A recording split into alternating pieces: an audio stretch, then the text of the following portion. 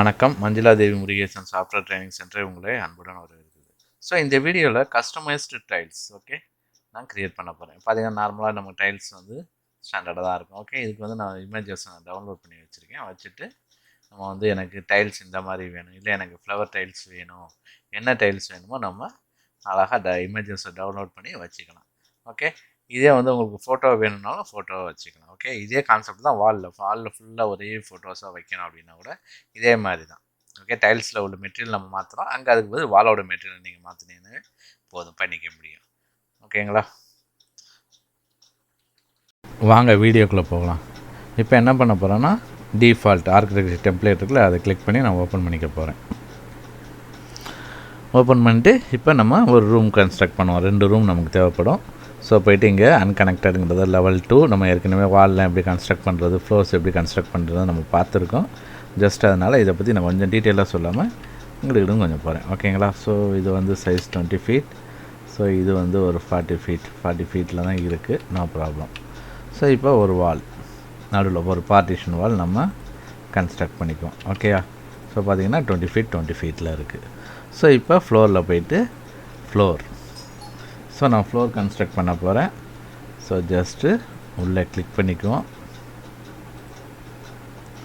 So டிஆர்னு அடித்தோன்னா நம்ம trim பண்ணிக்குவோம். ஓகேங்களா, ஸோ ட்ரிம் பண்ணிவிட்டு ஃபினிஷ். ஸோ இப்போ என்ன பண்ண போகிறேன்னா, ஃப்ளோரோட மெட்டீரியலை நான் போய் மாற்றிக்க போகிறேன். சேஞ்ச் பண்ண போகிறேன். So edit type, duplicate. So இதை டைல்ஸ்னு மாற்றிக்குவோம்.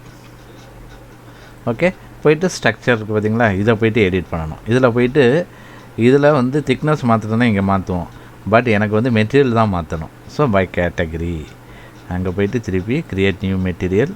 ஸோ அதை ரீநேம் பண்ணுவோம், டைல்ஸ்னு கொடுத்துட்டு இப்போ அப்பியரன்ஸில் போய்ட்டு இந்த இமேஜ் இருக்குது பார்த்திங்களா, அதை டபுள் கிளிக் பண்ணிங்கன்னா இமேஜ் லோட் ஆகும். So desktop tile. ஸோ இப்போ இங்கே போய்ட்டு திருப்பி இதை டபுள் கிளிக் பண்ணோம்னா நமக்கு இங்கே சைஸஸ் இதில் போய்ட்டு எனக்கு இன்வெர்ட் இமேஜ்னு சொன்னோன்னா எனக்கு ரோஸ் கலரில் கிடைக்கும். பிரைட்னஸ் எவ்வளோ வேணும், பிரைட்னஸை நான் குறைச்சிக்கலாம். பொசிஷன் ஆஃப்செட் மாற்றுறதுனால நம்ம மாற்றிக்க முடியும். ஸோ இது 0, XY இதில் மாற்றிக்க முடியும். இதே ரொட்டேஷன் 45 டிகிரி. ஸோ நமக்கு என்ன ரொட்டேஷன் வேணுமோ நம்ம மாற்றிக்க முடியும். பாருங்கள், அப்படியே மாறிடுச்சு. ஸோ எப்படி வேணுமோ நம்ம மாற்றிக்கலாம். அதே மாதிரி சைஸ். ஸோ இதை 2 ஃபீட் பெருசாக்கிக்கலாம்.